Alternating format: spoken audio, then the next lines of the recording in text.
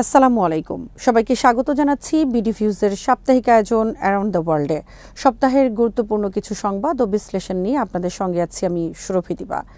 হামাসকে অস্ত্র ত্যাগের একটি প্রস্তাব দিয়েছিল দখলদার রাষ্ট্র ইসরায়েল, কিন্তু হামাস বিনা বাক্য ব্যয়ে সেই প্রস্তাব প্রত্যাখ্যান করেছে।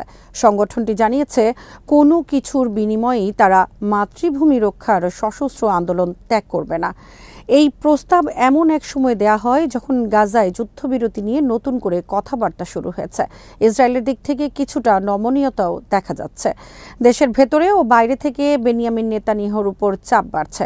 সাবেক প্রধানমন্ত্রী ও সাবেক সেনাপ্রধানের মতো গুরুত্বপূর্ণ ব্যক্তিরা তার যুদ্ধনীতির বিরুদ্ধে অবস্থান নিয়েছেন। কেউ কেউ নেতানিয়াহুকে গ্রেফতারের দাবিও তুলেছেন।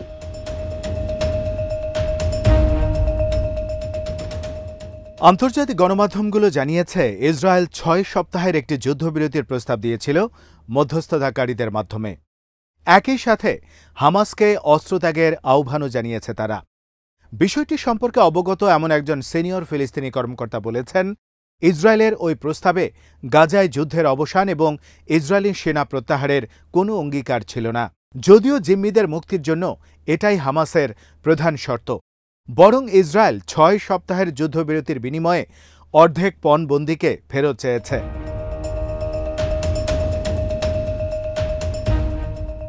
গাজায় চলমান ইসরায়েলি আগ্রাসনের মধ্যেই এই প্রস্তাব দেয়া হয়।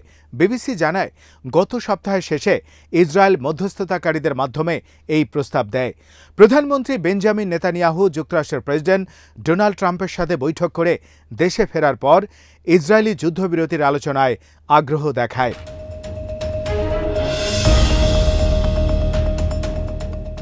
এরপর খলিল আল হায়ান নেতৃত্বে হামাসের একটি প্রতিনিধি দল মিশরের গোয়েন্দা কর্মকর্তাদের সাথে বৈঠক করে।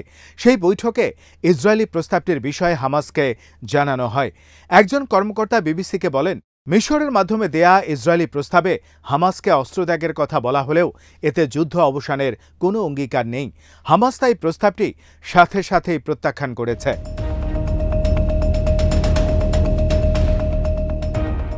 শুরুতে মনে হয়েছিল ইসরায়েল ৬ সপ্তাহের যুদ্ধবিরতি প্রস্তাবের বিনিময়ে হামাসকে অস্ত্রত্যাগ করতে বলেছে। বাস্তবে বিষয়টি তেমন নয়। ওই ফিলিস্তিনি কর্মকর্তা ইসরায়েলকে সময়ক্ষেপণ ও যুদ্ধ দীর্ঘায়িত করার জন্য অভিযুক্ত করেন।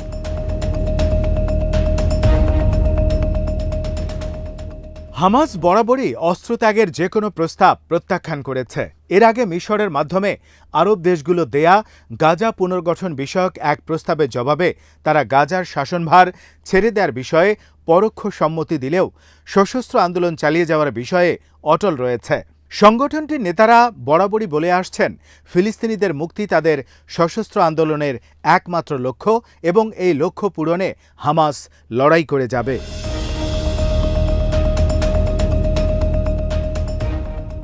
গত কিছুদিনে গাজায় যুদ্ধবিরতি নিয়ে আলোচনা আবার ফিরে এসেছে। নেতানিয়াহু যুক্তরাষ্ট্র থেকে ফেরার পর এই অগ্রগতি সামনে আসে। এর সাথে যুক্তরাষ্ট্রের প্রেসিডেন্ট ডোনাল্ড ট্রাম্পের আগ্রহের বিষয়টিও অনেকে আলোচনা করছেন। দেশের ভেতর থেকেও বেনিয়ামিন নেতানিয়াহুর সরকারের উপর চাপ অব্যাহত আছে।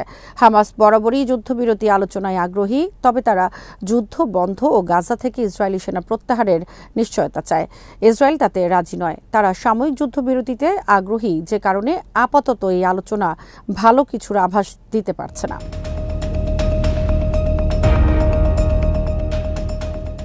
আরব মধ্যস্থতাকারী দেশগুলোর একজন কর্মকর্তা ইসরায়েলের সংবাদ মাধ্যম টাইমস অব ইসরায়েলকে বলেছেন, যুদ্ধবিরতি নিয়ে হামাস ও ইসরায়েলের মধ্যে শিগগিরই কোনো ব্রেক থ্রু হওয়ার সম্ভাবনা নেই, কারণ আগে যেসব বিষয় নিয়ে মতপার্থক্য ছিল সেগুলো এখনও বহাল রয়েছে। হামাস বরাবরই বলেছে তারা সব পণবন্দিকে ফেরত দিতে প্রস্তুত, কিন্তু তার জন্য যুদ্ধ বন্ধ করার পদক্ষেপ নিতে হবে।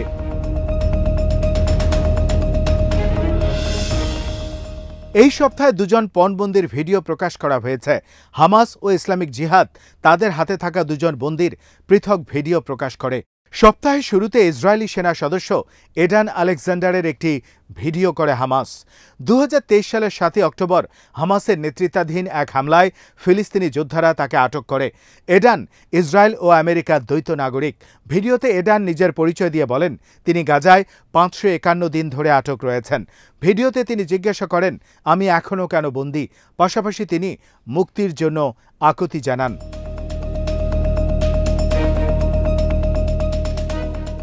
অবশ্য এই ভিডিও প্রকাশের 3 দিন পর হামাসের সামরিক শাখা আল কাসামের মুখপাত্র আবু উবায়দা এক টেলিগ্রাম পোস্টে জানিয়েছেন, ইসরায়েলি হামলার ফলে হামাস নেতারা এডেন আলেকজান্ডারের পাহারায় থাকা যোদ্ধাদের সাথে যোগাযোগ হারিয়েছে।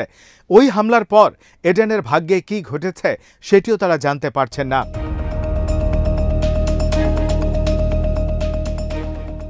এরপর বুধবার উপত্যকার আরেক প্রতিরোধ সংগঠন ইসলামিক জিহাদ তাদের হাতে থাকা এক পণবন্দির ভিডিও প্রকাশ করে। ইসরায়েলি গণমাধ্যম জানিয়েছে, ভিডিওতে কথা বলা লোকটির নাম রম বারাসলাভস্কি। ভিডিওতে তার চেহারা ব্লার করা থাকলেও পরিবার তাকে শনাক্ত করেছে।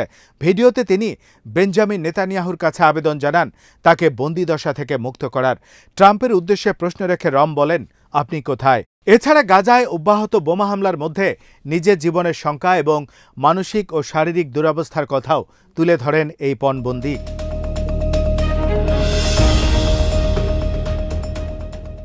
গাজায় দীর্ঘ যুদ্ধ চালাতে গিয়ে অভ্যন্তরীণ নানা সংকটে টালমাটাল হয়ে পড়েছে ইসরায়েলি প্রশাসন। যুদ্ধ করতে না চেয়ে প্রায় 1000 সেনা সদস্যের চিঠির পর বিপাকে পড়েছে ইসরায়েলি প্রতিরক্ষা বাহিনী। এই ঘটনার রেশ কাটতে না কাটতে সরকারকে চিঠি দিয়েছেন সাবেক প্রধানমন্ত্রী এহুদ বারাকের নেতৃত্বে একদল সাবেক কর্মকর্তা। তারা যুদ্ধ বন্ধ ও দ্রুত পণবন্দীদের ফেরত আনার দাবি করেছেন। আর সাবেক সেনাপ্রধান ড্যান হালুৎজ আরেক ধাপ অগ্রসর হয়ে নেতানিয়াহুকে দেশের শত্রু হিসেবে আখ্যায়িত করে গ্রেফতারের দাবি তুলেছেন। এসবের পাশাপাশি পণবন্দীদের পরিবার নিয়মিত বিক্ষোভ করে চলছে। সবকিছু মিলে তাই ইসরায়েলি সরকার আছে বেকায়দায়।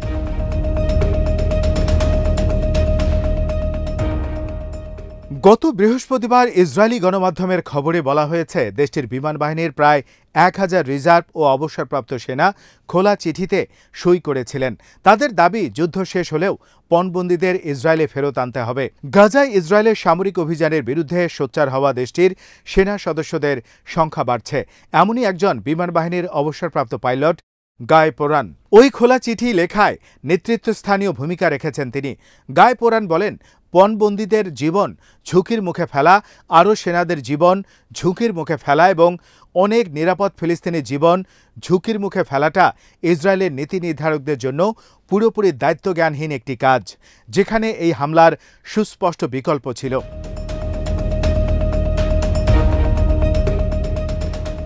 পরিস্থিতি সামাল দিতে ইসরায়েলি প্রতিরক্ষা বাহিনী গাজায় যুদ্ধ করতে অপারগতা প্রকাশ করা সেনাদের চাকরিচ্যুতির হুমকি দিয়েছে।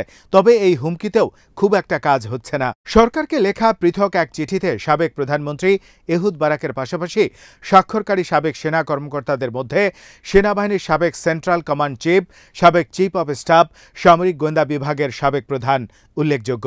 অন্যদিকে ইসরায়েলি সেনাবাহিনীর সাবেক প্রধান ড্যান হালুৎজ সোমবার প্রধানমন্ত্রী বেঞ্জামিন নেতানিয়াহুকে ইসরায়েলের নিরাপত্তার জন্য সরাসরি হুমকি স্বরূপ শত্রু বলে অভিহিত করেন। ইসরায়েলি একটি টিভি চ্যানেলকে তিনি বলেন, একজন শত্রু যিনি ইসরায়েলের নিরাপত্তার জন্য সরাসরি হুমকি স্বরূপ এবং তার নাম বেঞ্জামিন নেতানিয়াহু। শত্রুকে দমন করা উচিত অথবা বন্দী করা উচিত, তবে হত্যা করা উচিত নয়।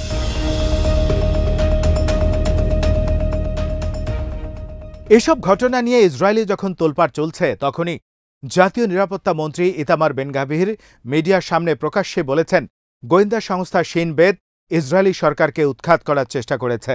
গোপন তথ্য ফাঁস করার দায়ে সংস্থাটির একজন কর্মকর্তাকে গ্রেপ্তার করার পর তিনি এই দাবি করেন। এই কারণে গাজা যুদ্ধক্ষেত্র পরিদর্শনে নেতানিয়াহুর সফরসঙ্গী হিসেবে কোনো শিন বেত কর্মকর্তাকে রাখা হয়নি, যা দেশটির অভ্যন্তরীণ পরিস্থিতিকে আরও ঘোলাটে করে তুলেছে।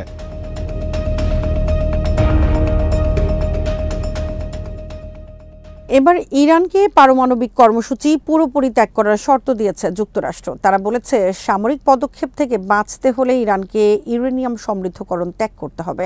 আর মার্কিন প্রেসিডেন্ট ডোনাল্ড ট্রাম্প সরাসরি বলেছেন ইরানের পারমাণবিক অস্ত্রের মালিক হওয়ার স্বপ্ন ত্যাগ করতে হবে।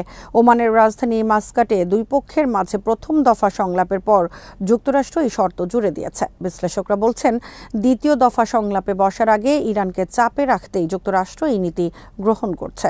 দ্বিতীয় দফা সংলাপ শনিবার হওয়ার কথা রয়েছে, তবে এই রিপোর্ট লেখা পর্যন্ত ভেন্যু নির্ধারিত হয়নি।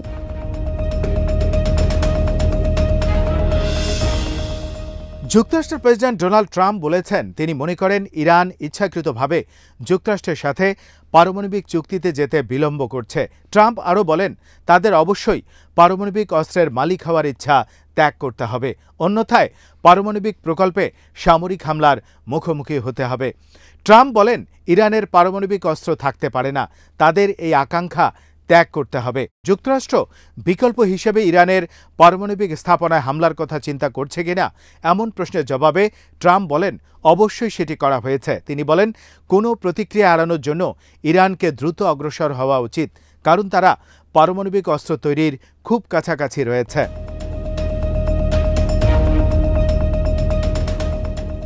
এর আগের দিন ট্রাম্প ইরানের বিষয়ে খুব শিগগিরই সিদ্ধান্ত নেবেন বলে আশা প্রকাশ করেছেন। এয়ারফোর্স ওয়ানে সাংবাদিকদের জানান তিনি ইরান বিষয়ক উপদেষ্টাদের সঙ্গে আলোচনা করেছেন এবং আশা করছেন খুব দ্রুত সিদ্ধান্ত নিতে পারবেন।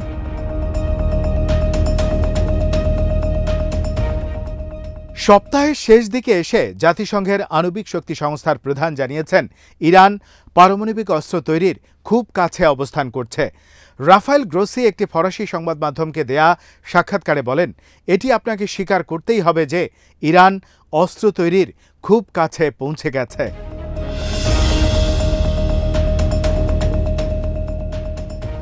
আজ এখানেই শেষ করছি। সবাই ভালো থাকুন, সুস্থ থাকুন আর দেখতে থাকুন বিডি ভিউজ। চ্যানেলটি ভালো লাগলে সাবস্ক্রাইব করুন, সংযুক্ত থাকুন আমাদের ফেসবুক পেজে। আল্লাহ হাফেজ।